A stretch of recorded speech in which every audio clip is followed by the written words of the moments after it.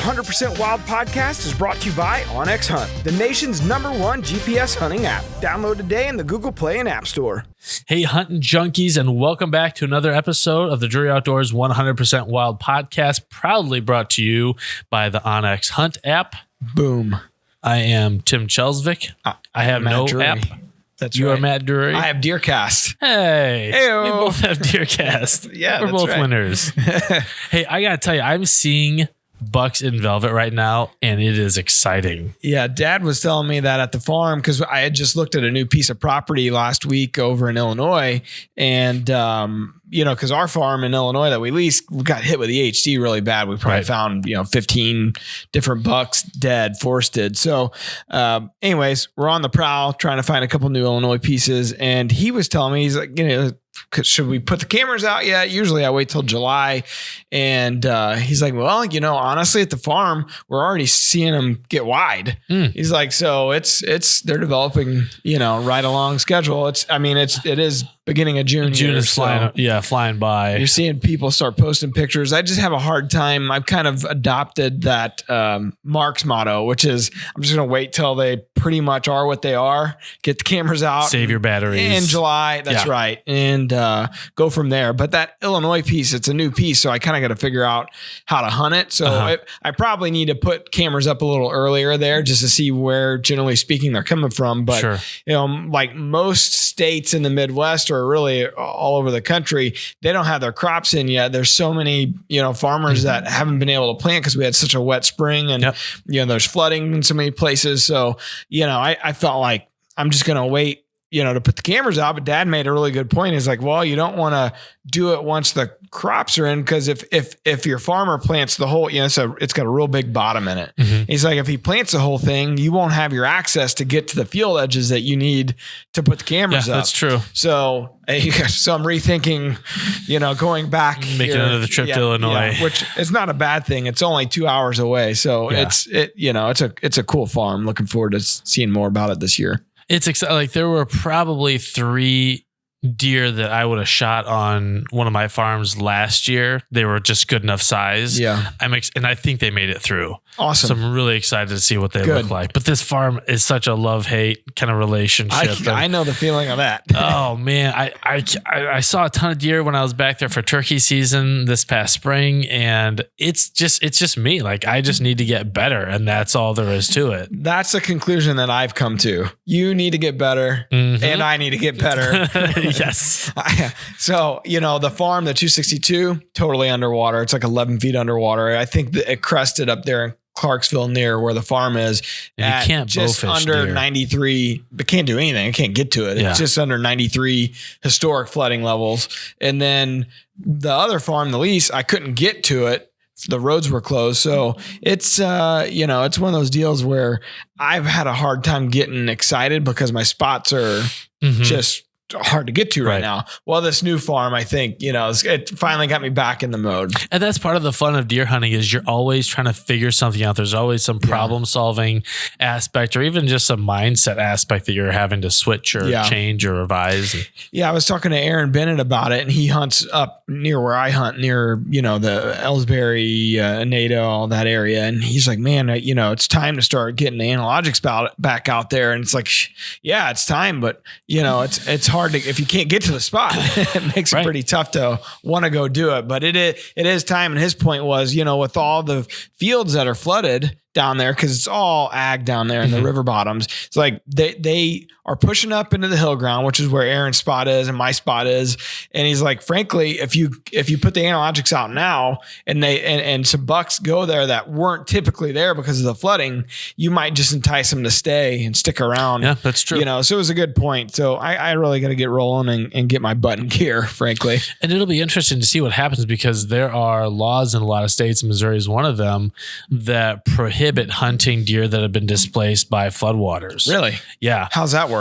So, well, how would you know if they're coming up under your there's farm? Obviously some discretion that a game officer would have to play, but there are some folks, I think, down around Cape Girardeau a few years ago that were taking deer that were like pushed up onto levees, and that's clearly that's clearly against. Well, that'd be one thing. If Mark was just telling us about Bobby Culbertson down at Terra Wildlife. So the flooding down there in the Mississippi Delta, of course, everything's heading south, and they've been flooded for so long. He said they're losing deer left and right. Whether it's birthing issues or fawns dying, or he said deer in droves up on the levees down there. So they just don't have anywhere to go. Right. Yeah. So you definitely have to check your state game laws and make sure that you're in the. Good point, Tim. Yeah. Just trying to keep you out of jail, buddy. I need all the help I can get.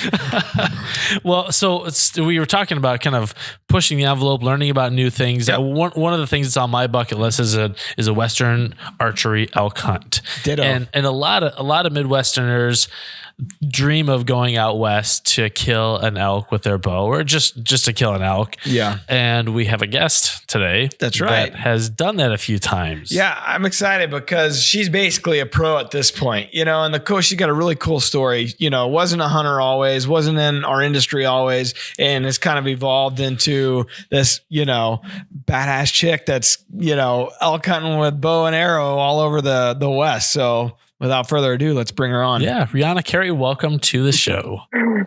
Hi, guys. How's it going? Thank you so much for having me. Yeah, thanks for coming on. So first, before we get into it too far, we heard that you were hanging out with Mark and Taylor and Tracy and Austin this past weekend. Did they stay out of trouble? We all stayed out of trouble. We were a pack and we kept each other out of trouble. We had each other's back. No, we had so much fun. We all went to Park City, which you guys, if you've never been, Park City is absolutely gorgeous. It was my first time going and I absolutely loved it. It was just so pretty and a lot of good restaurants, good food, and good company. So we had a really good time. Awesome. So you and Taylor actually don't live that far apart there in Utah, right? We live 1 minute from each other. Oh, geez. And actually, their new house that they just got is even closer. I'm pretty sure they did that on purpose because they love me so much. They want to be close. Kayla and I are going to get probably like a moped or something like that so we can ride it to each other's house. You got to drive last time. Golf cart, maybe. Nothing but danger. Right. Yeah, so we have a real good time here. Like, luckily, I just moved to Salt Lake in December, and it's been really nice having Austin and Taylor here. Just like they've been so great. So cool. So, yeah, we have a lot of fun. So you work at Mountain Ops there in Utah. So what's your job title? What is it that you're doing there for Mountain Ops? So I'm their strategic partnership manager. Sounds super fancy, but basically I'm managing all of our upper tier ambassadors, and then I'm managing like our partnerships with other companies and other brands. So it's actually a pretty fun job, and I get to do a lot of hunting with it. So obviously that's my passion. So I actually have a really fun job. And Mountain Ops is an awesome company to work for. So. Don't tell Tim this because he works for a company that he probably thought he was going to get to hunt a lot, and it just doesn't work that way. What is hunting? Yeah. This is us. This is our version of hunting, being on a podcast. We talk about hunting. Yeah. We see deer in videos. That's right. Yeah. So if you follow along with any of the guys that start at Mountain Ops or work there, or Rihana, on Instagram, it does look like a really cool place to work in a fun atmosphere. And obviously everybody that works there has a real passion for our industry. It's a good thing. Yeah, we've got a gym here. We've got a shooting range. So it's nice. I can be on the computer and just, if I get an itch to go and shoot my bow, I'm able to go and just do it on my lunch or take breaks. So nice. It's actually really nice. Cool. That's cool. We're working I'm sure you guys have the same thing where you're at. Yeah. Right? Something like that. We go to the parking lot to shoot our bows, but you kind of got to hide so nobody sees you and that's driving the road. And we just did some checking. I needed to let you know this. Again, I'm trying to keep you out of jail. The municipality where we are does not allow the firing of any projectiles. Thanks, Tim. Thanks for that. So, ignorance is, I've lived in it for 38 years. The plan was to keep going. Don't tell me. so we don't have a shooting range. Yeah. Well, you guys can come to Salt Lake anytime. Come and see the Mountain Ops HQ. We'll take you around and you guys can shoot your bow here. We're just waiting on Taylor to invite us. Yeah. Might be waiting. It's probably lost in the mail. So in your work and looking for folks to influence and be an ambassador for Mountain Ops, what kind of things are you looking for? Asking for just a friend. The overall passion for the outdoors. Like they definitely have to have strong ethics, and you can tell a lot by somebody's passion on their social media platforms. And so I just kind of take a look at it and look for similarities between like myself and some of our top tier ambassadors that I know just, absolutely love hunting and have good morals and stuff like that. So really that's just kind of what I look for. And honestly, I've been doing stuff in the industry for the past 6 or 7 years now. And in fact, that's how long I've known Taylor. So, you definitely get to know a lot of people and know where their values lie. And so it's been actually really, really fun to be able to like bring on a bunch of my friends and work closer with them and go hunting with them and stuff like that. So it's definitely kind of what I look for, I feel like, is just people who share the same values as I do. So before you got into the hunting industry, you were a nurse, correct? Yes. So I started out being a nurse and I loved nursing. It was a great job and it was definitely very fulfilling. And I was brought into hunting through a spouse, and I just like hit the ground running with it. I just loved it so much, and I just loved being outdoors. And so nursing kind of went on the back burner. I was able to kind of do more per diem nursing, luckily, and do hunting full time. So I think for the past 4 or 5 years, I've been doing mostly just hunting. And then I took the job with Mountain Ops in October of last year. So kind of the same idea. Now I actually have to come to the office though and work kind of 9 to 5 when I'm not out hunting or adventuring. But it's so fun. And like I was telling you guys, like everyone here has such a passion for hunting and we just have a really good time. So we get this question all the time about trying to break into the industry. And of course, I've been involved in the industry literally my entire life, but Tim, he had a job outside of this industry and kind of worked his way into it. And obviously that's your background. What would be something that advice you would give someone that's trying to switch careers or follow their passion and make hunting, quote unquote, hunting their everyday job? I think that it's definitely important to love what you do and show that in a professional and, ethical and just sharing your passion and doing it in the right way is super important. But I think for me, kind of how I got started was, you have to be kind of successful too, I think. So I was able to quit full time and put every day into it. Whereas most people, I know it's kind of hard, but I feel like if you're able to quit your job, save up, and really just do it full time, that you'd have a lot more luck, because it's definitely something that you have to put the work in for. And like elk hunting. So I started out elk hunting, and you really have to be able to take a lot of time off to do it.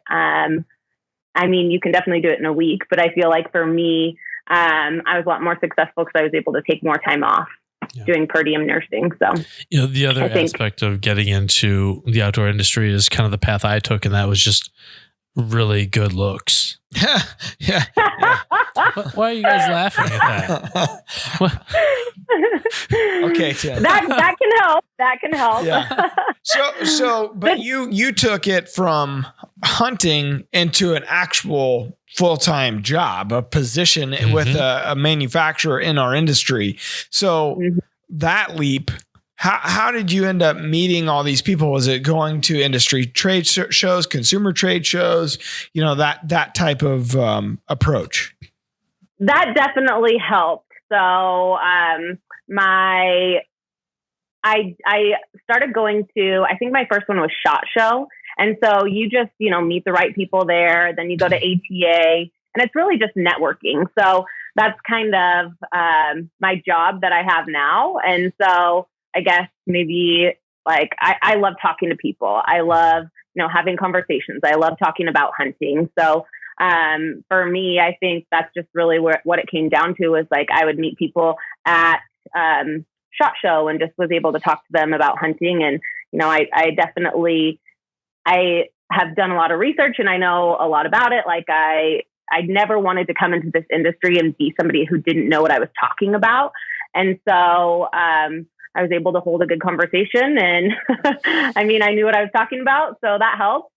So definitely, I think, you need to have knowledge about it. I started out bow hunting, and so that's mostly what I do. And I really dove in deep with it and learned as much as I could so that I could, be as proficient as I could.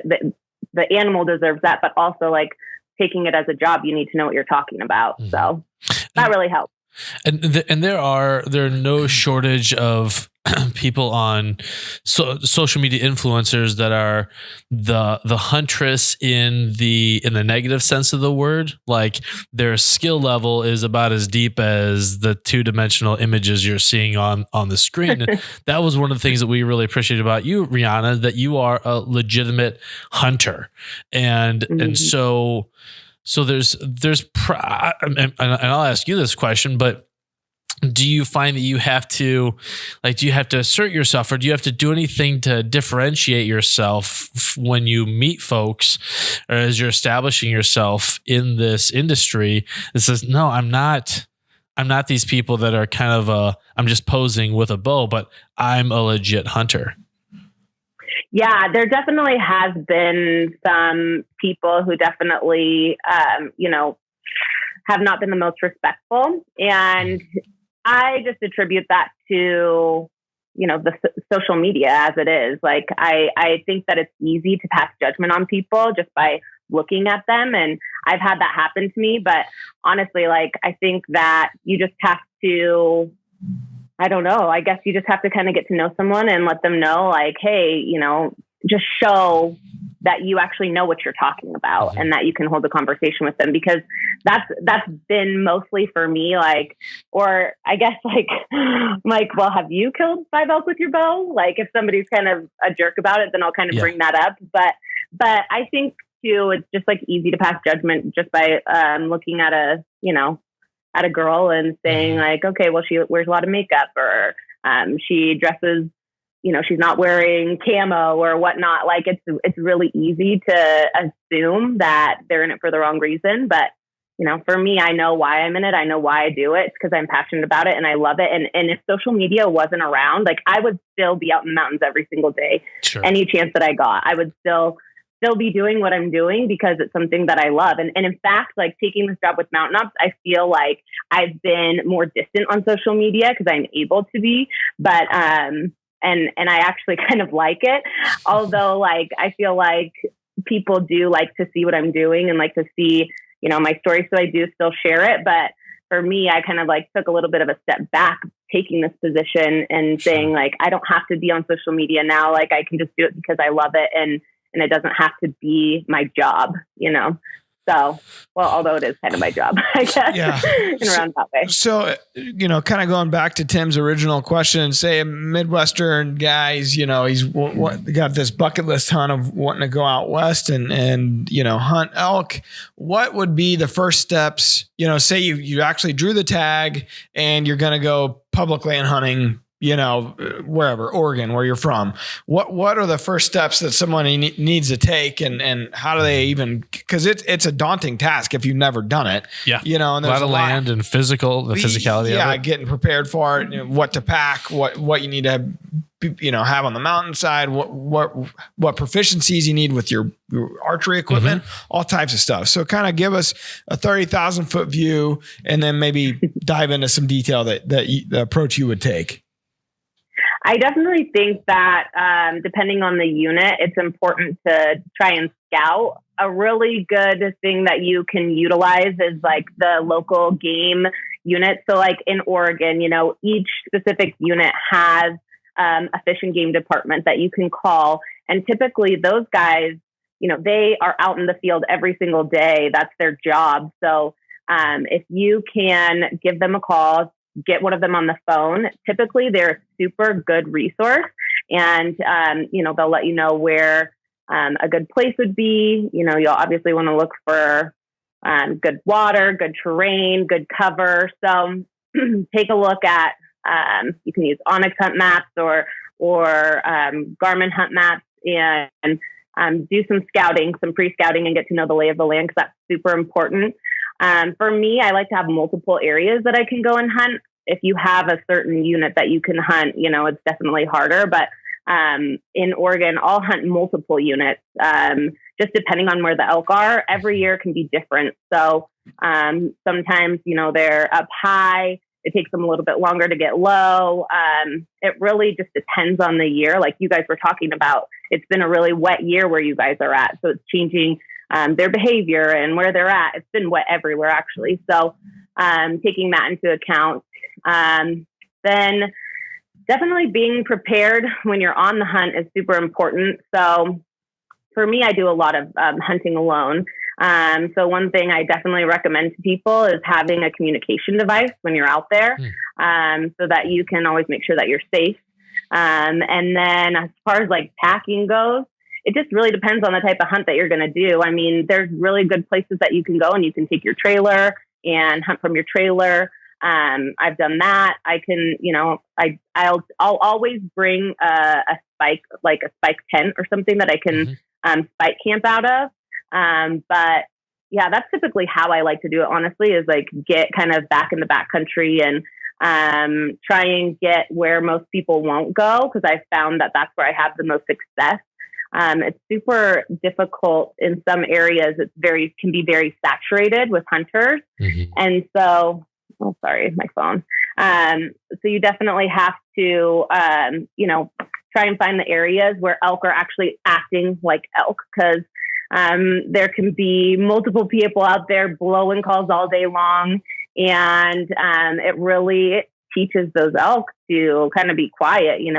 They're smarter than you'd think. So trying to get to the areas where people aren't, so that you can actually call a bull in or hear them bugling. Like last year, I didn't see one hunter where I was at, and the elk were going insane. I was really like upset though, because I was alone, and I'm like, there's like 6 bulls bugling right now, and like I'm bugling, but really it like helps to have somebody with you, especially when you're calling. So sure. Have them kind of set up staggered a little bit behind you, so that you can get them to like cross that point, because typically they'll hang up about like 60 to 80 yards, and so if you have someone kind of in front, then they'll, get a little bit closer. So I'm kind of getting off on a tangent. So you're right on track. Yeah. So definitely, like, I think that any information that you can get, like Elk 101, have you guys heard of that? So Corey Jacobson, he has his Elk 101 that you can get on there, and there's such good information. Like, he even takes you through calling, like how to call. And that's super important. Like, you definitely need to know how to use a mouth read, or even like I've used my mouth read's not in, like you have to be able to stop the elk. So there's been multiple situations where, they're walking and you have to be able to like make the cow sound so that they'll stop and you can take a shot. So it's just like, it's definitely important for you to get on like anything that you can and learn as much as you can about elk and their behaviors and stuff like that. The best way, honestly, is getting out there and doing it. So I've learned so much over the past 6 years elk hunting, and it's because typically I'll take September off and I'm just in the mountains all of September. And the things that I've seen are just absolutely incredible, seeing elk do. And it's definitely something that like is like a burning passion, because when you can, hear bulls bugling in your face and have them at 10 yards and like rutting, and it's absolutely incredible. Like I would chase elk for the rest of my life if I could. It's clear that you're passionate about this. Yeah. But Elk 101, I think would be a really good resource for anyone who's wanting to go on an elk hunt this year. I think there's like Go Hunt too. They have they have a website that has a lot of really good information. I haven't done that one as much, but Corey Jacobson's Elk 101 I have gone through. So I know it has a lot of good information on there. Let's talk about your practice regimen, your archery setup for shooting elk, because it's obviously a bigger animal, takes more kinetic energy. The shots are typically longer out there in the West. So what do you do to get ready? And what are the typical scenarios that you end up shooting in? So I shot my elk last year at 60 yards. They're definitely a bigger target on a deer. I typically wouldn't take that shot, typically like 50 and under on a deer for me. But because elk are a little bit bigger, I do feel more confident. And I definitely make sure before the season starts, like I have all my ducks in a row. Like I know my bow is shooting good, even out to 80 yards.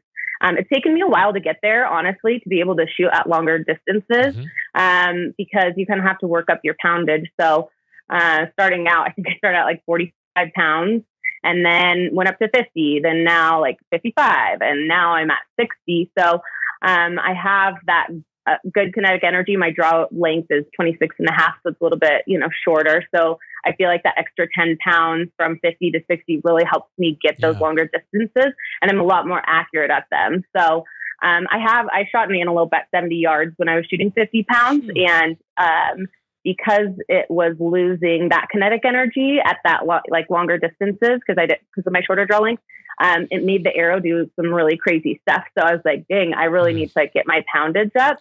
And so now at 60, I feel super confident, and I'll shoot an elk at 60 yards for sure.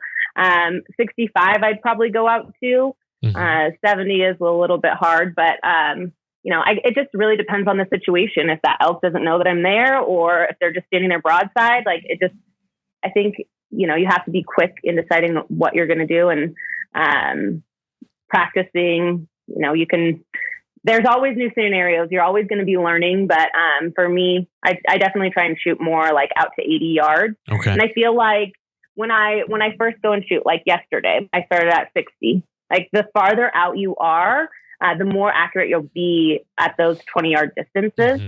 So I feel like shooting more at farther distances, even if you're not as accurate, it'll really help you dial down to 30, 40 yards. Like it feels like a chip shot when you're shooting those longer ranges. And then for me too, so the first year I think that I shot a bull, I did the train to hunt. And so that really spiked my confidence. So I knew I was in good shape. I was shooting really well. And the total archery challenges, get out there in the summertime and do those archery shoots. That really helps.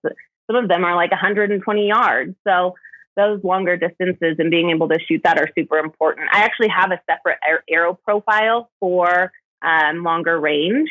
And then when hunting season comes around, then I'll switch to my heavier arrows. Because I know I'm not going to be shooting those long distances, but being able to actually practice at 120 yards is important, even if you're not hitting the target, you know what I mean? So, for me, I can shoot out to those distances. But it took me a while to get there. So practice is perfect, honestly. It could be a lot of pins in a multi-pin sight. Are you shooting a single, a slider? So I'm shooting the Garmin sight now. I have the Garmin sight, and that allows me to get out to 120. And it has different arrow profiles, which is what I like about it. So I can have my hunting arrow profile on there, and then I can have my tack shooting profile on there. So cool. I don't have to change my sight out, which is really nice. But for hunting and in certain states, you can't use the Garmin. Right. So when I have, if I'm hunting Oregon, I can't use my Garmin. So I have a 6-pin, but it's the option 6 is what it's called. So you can open up the housing and it'll be a single pin, or you can close the housing and it'll be a 6-pin sight. Gotcha. So I can get to those, dial it down. So I'll always have 6 pins, and my 6th pin will be at 70 yards. Okay. So are you just, in that scenario, do you have more than one bow, or are you swapping your sights out each time? I have 2 bows. Yeah. So I have one that has my Garmin sight on it, and then I have one that has my option 6 sight on it. Yeah. So I don't have to switch them out, which is good. I mean, if I have to, then than I do. Sure. I get a new bow every year, which I'm sure you guys do too. So it kind of makes things difficult having to sight in 2 bows, but typically my poundage is the same, like it's the same IBO and most of the time. But yeah, so it's typically like, it's not that difficult to swap out the sight with a new bow, or I haven't found it yet. So. Sure.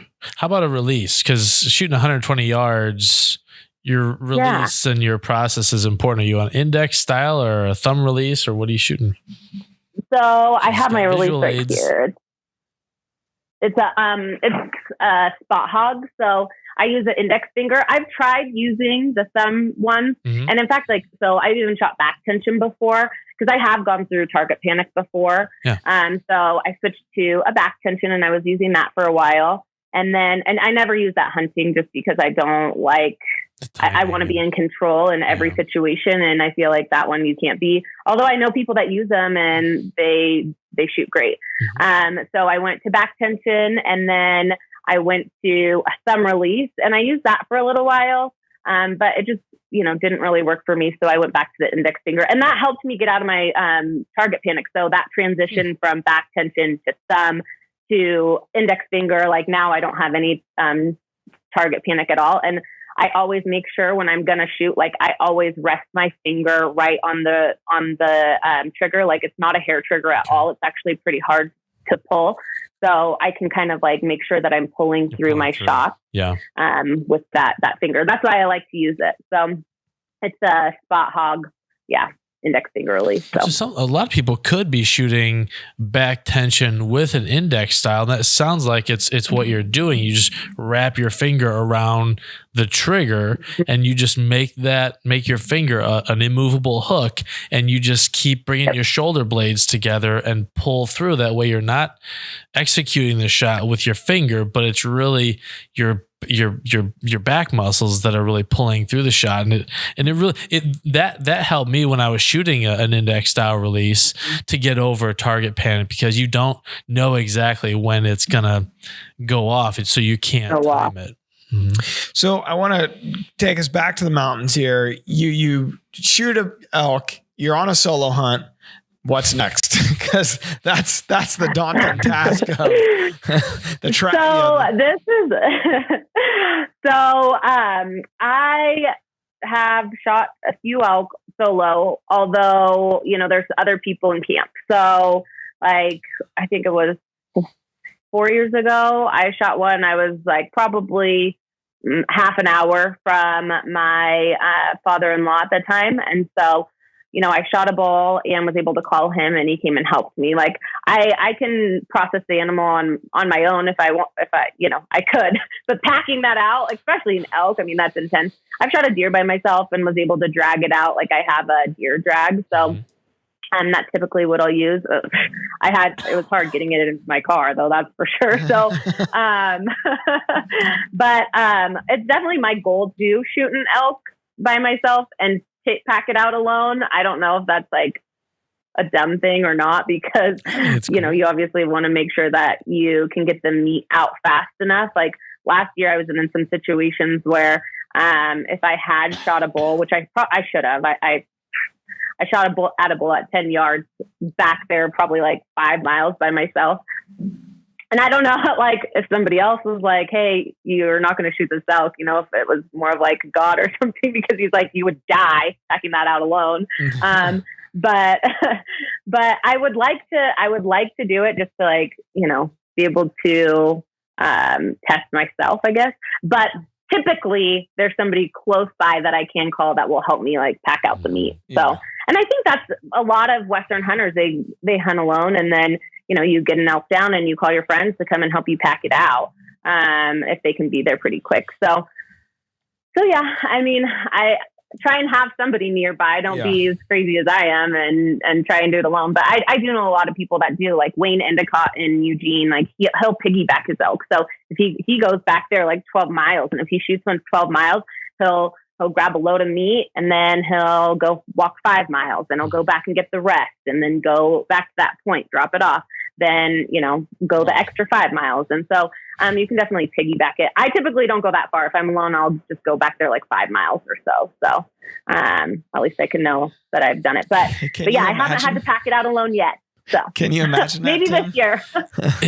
It makes me think about all the times I've killed a deer and complained about having to drag it out. Yeah. It's like an elk is probably 3 or 4 times as big as a whitetail. I can't imagine. I don't even have anything to relate it to because frankly, I've always had a camera guy with me. Right, you always have someone there to help. And let's be honest, on the farms, there's usually a side-by-side or something, that electric vehicle or something that we can get to. I think Mark and Terry, the first 15 or 20 years did it the hard way.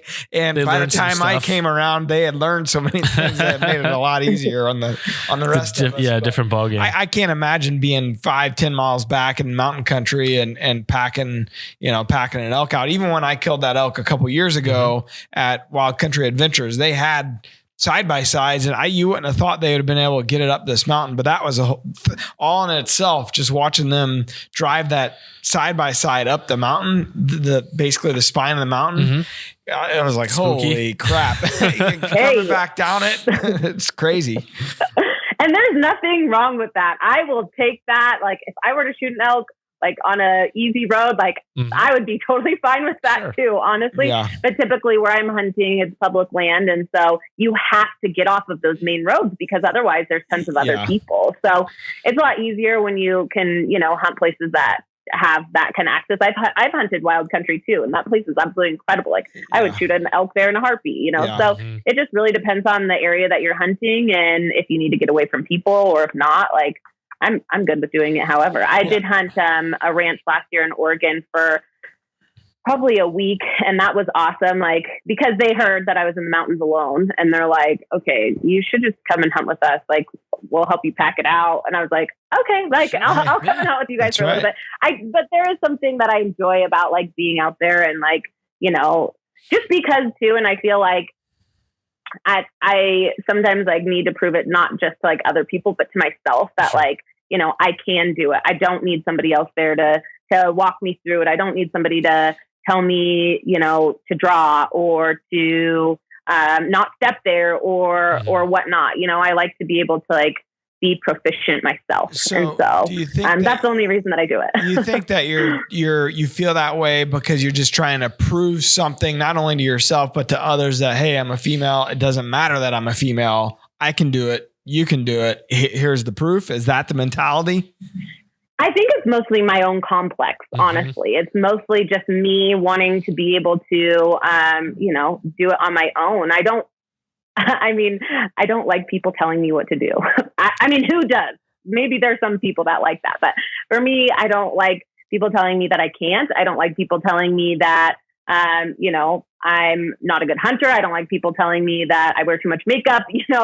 I don't like people telling me what to do. So being able to do it on your own and just know that you can is not only huge for, I feel like, being a woman, but it's just huge for your own confidence levels. For me, I feel and I've never been so felt so strong and so confident.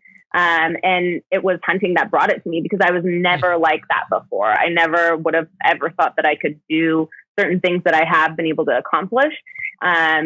If you told me 10 years ago that I would be solo hunting, sleeping in the backcountry by myself, I would have told you were full of it.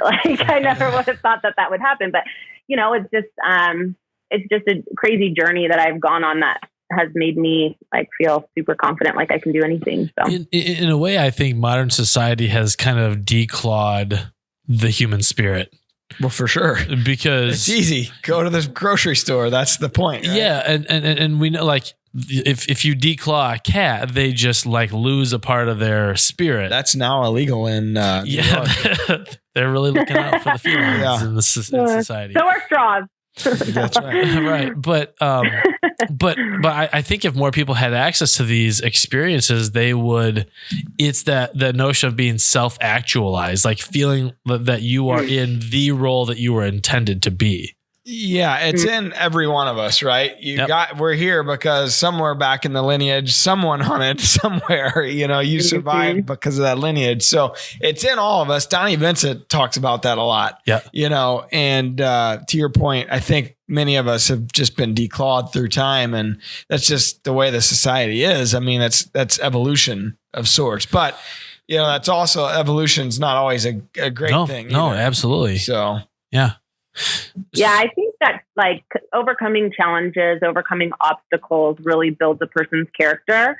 And for me, like I feel like hunting, it definitely, there's a lot of challenges, and it's not always pretty. It's not always, death is definitely can be hard to watch, but it's a part of the cycle of life. And if you're a meat eater, then you should shoot an animal to see how you feel about it. I mean, if you can't shoot an animal, then you probably shouldn't be eating meat. So, and I actually was vegan for a while. Like when I was in nursing school, I wrote a paper on factory farming, the slaughterhouses, and it's so one-sided too, because there are farms out there like that are doing great things and are very ethical and clean, and you can get good meat from. But for me, like I just read this book, it was so one-sided, and I just was like, oh, I can't eat meat anymore. And then I did that for a little bit, and I was so unhealthy. Like it's just in my blood to be a meat eater. Like I think it is for most people. Hello, that's how we started, civilization. That's what they attribute, like our brain, like our fast brain growth and development and stuff like that. So I just feel like it's super important for people to, understand what being a meat eater is all about. And there's so many people that they just don't even think about it. Right. So, right. Out of sight, out of mind. Exactly. So Rihana, just as I think about the hunting industry today and where you've been and where you are and the credentials and the credibility that you have, what advice would you give to female hunters who are aspiring to do something more in the industry so that they don't become a flash in the pan, a two-dimensional social media character, but they are taken seriously and have legit credibility? So definitely education, like educate yourself on the game that you're chasing, educate yourself on your weapon, ensure that, you really know what you're doing, and also do it with passion. Like you have to love it. If you don't want to get up at 5 o'clock in the morning, if you don't want to be cold, if you don't want to be wet, like then don't do it. Definitely do it with a purpose and don't do it for others. I know a lot of people who have gotten into it because of their significant others. They want them to, they want to share that experience, but that's the only reason they're doing it is because their husband wants them to, or their boyfriend wants them to. Like, don't do it if you don't love it. Like you have to do it with passion, and you have to do it with like good values and for a good reason, because you owe it to that animal to do it for, because you love it, I guess. Yeah. So for me, it's, I feel like I just honestly, truly love hunting. And like I said, if social media wasn't around, I would still be doing exactly what I'm doing right now. So kind of think of it like that. If you weren't getting all the likes or all the comments, would you still be doing it? Like, just ask yourself that question. Yeah. Once the novelty wears off, are you still driven to do it? Exactly. And would you do it without social media? Yeah. I thought I was not going to have a social media. What was it, a month ago? I was like, oh, well, there goes social media. Somebody hacked my Instagram account, and people were like, well, are you freaking out? Like, what are you going to do? And I'm relief. like, I just might not have Instagram anymore. And I was like, honestly, like, I'm fine with that. Yeah. Like, it's definitely might hinder my job, but for me, I'm like, I can rebuild it or whatever. I was like, I'm not that worried about it. But maybe it was just because I don't know, it didn't fully sink in, but yeah. Well, it's also, I think, speaks to the level of security you have with yourself. Because there is an aspect of needing constant affirmation. If you live and die by your social media account, that's probably an indication that you need to be a little more comfortable and confident in who you are at the base level, and not have to get others' affirmation all the time. For sure. But also it can be the opposite. Like social media can be horrible. The things that you see on there, the things that people say, it's more of a hinder than it is like a confidence boost. You know what I mean? Like people can say some really mean things, and you have to have a thick skin and you have to have confidence in yourself. Otherwise you'll take it so personally. And I see that so often with so many of these, people that aren't doing it for the right reason. They get so much hate, and it just drives them to feel even worse about themselves, honestly. So it can be a double-edged sword for sure. Totally. But for me, I see somebody say like, oh, she's got so much makeup on, like looks like a fake huntress to me. I'm like, I honestly could care less. I could care less what you have to say, because obviously you're just passing a judgment. Like, have you? Yeah, I don't know. I don't let it get to me. I don't really care. I know that I do it because I love it. And somebody has something bad to say about it, then they can say that. So you kind of got the Cam Haynes mentality, and I know you're from Cam Haynes country. You're good friends with him. So, that seems to be his approach. He doesn't really mess around at all with people talking crap on his pages. He's quick to ban. So much. Oh my gosh, it's crazy. I don't get any level of that he gets. And honestly, like, I don't get a ton of it. I feel kind of blessed and lucky that I don't. But when I do, it definitely like makes me just want to try harder and work harder and, like hunt more. Honestly, I'm just like, whatever. Like, these people don't know me. They don't know why I do it. And they don't know anything about it. I think it's important. We're getting ready to have Cameron on the podcast here in the coming weeks. And, like I said, you're good friends with him. Is there something that we need to ask him, or something that you know about him that'll make him pause before he answers it, that we could give him a little jab? Oh, no. I love Cam. And I think the reason why we are such buddies is because I would never jab him. Oh man, I was hoping for a jab. I'm a ride or die. I'm a loyal person, and I think that's important too. But no, let's see. Gosh, not really that I can think of off the top of my head. He is like no one I've ever met. Honestly, he has the craziest mindset. He's like an animal. The toughest mind. Yeah, he is. I'm just like, love or hate the guy. You follow him on Instagram and you can see just how, I don't care what you think of him. He works his butt off. Oh, no doubt. The amount of miles he puts in a day, the type of training he does, just because that's who he is.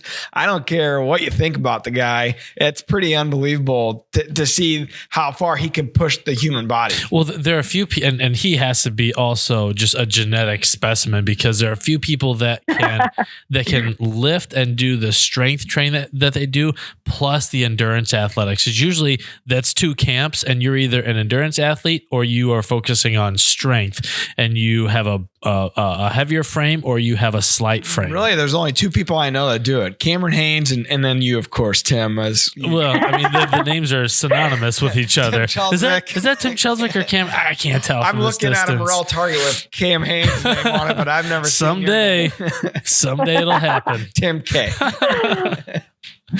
Well, I definitely have seen Cam like run down and so tired, but he still is like, well, I'm going to go to the gym. I'm just like, do you ever stop? Like, that's what separates him. Right? That's what separates him, though. Mm-hmm. And yeah, it makes me feel really lazy. Yeah, you could do that. So before we leave, we have one more thing to go over, right? Yeah, we've got the wildlife word for the week. All right, let's hear it. The wildlife word is antler velvet. Well, which is timely. That's easy. Usually you give me the hard ones. I told you it was going to be a little weak today. That's weak, Tim. but there's a fun fact within this. Okay. So Rihana, this is open to you, Matt, you too. What is the max amount of antler growth a deer could put on in the course of a day? In inches or what? In inches. I would say 4. 4 inches. Rihana says 4 inches. This is just one day. Like, is that one antler, or are you talking like total? Yeah. Like everything. Mm-hmm.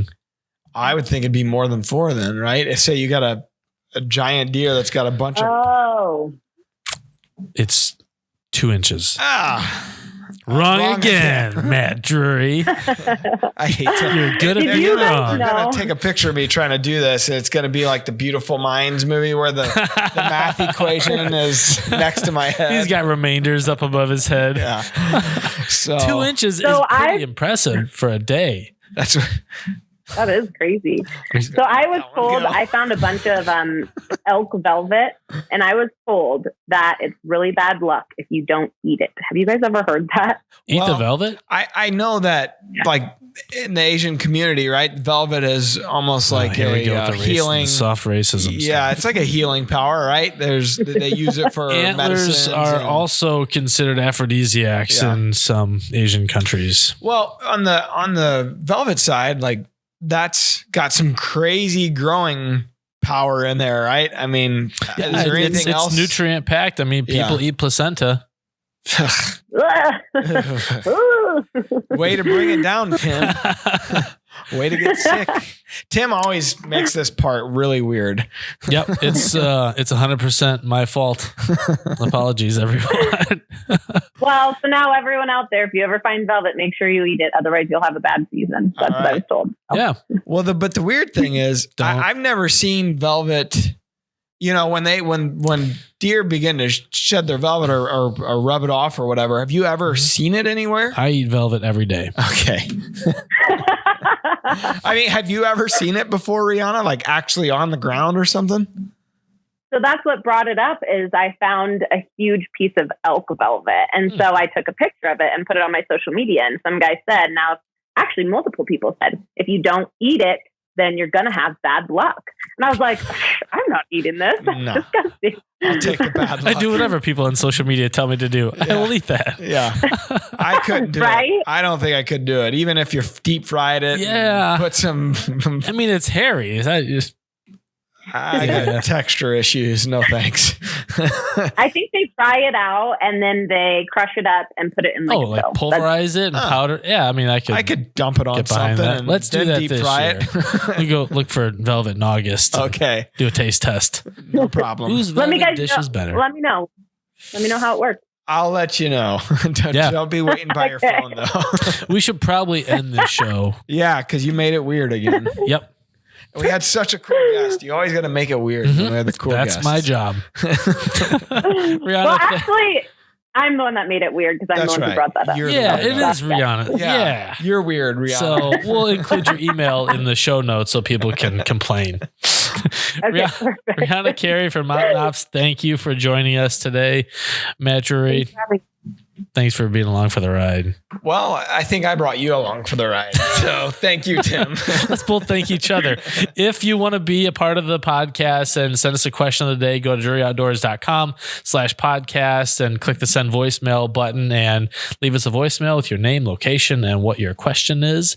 You can catch the show any place podcasts are published, including seeing us in DeerCast. And if you want to see the show, and we actually have a guest today that would be worth checking the video side of this out, because usually it's just Tim and I wouldn't recommend that to anyone. Welcome to Gargoyle Country. Yeah. But you should check us out on the Drury Outdoors YouTube page or over at the DeerCast app. All the podcasts go into both. Yep. And when you're there, check out all the DOD TV content. And as always, we got a couple cool giveaways going on. First, the PSE promotion, PSEsummershootout.com. Register for a chance to win a hunt down at SOE Hunts with Mike Straw for a trophy whitetail this fall.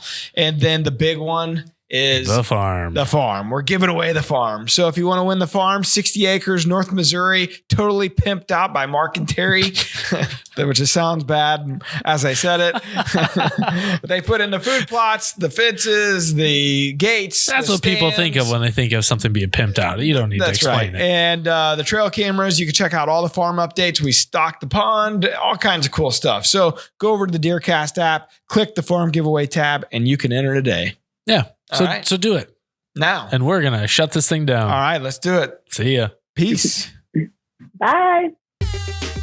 We're adding new videos every week, so make sure to click that subscribe button and check out all of our amazing content. This episode of DOD TV is brought to you by onX Hunt, the nation's #1 GPS hunting app.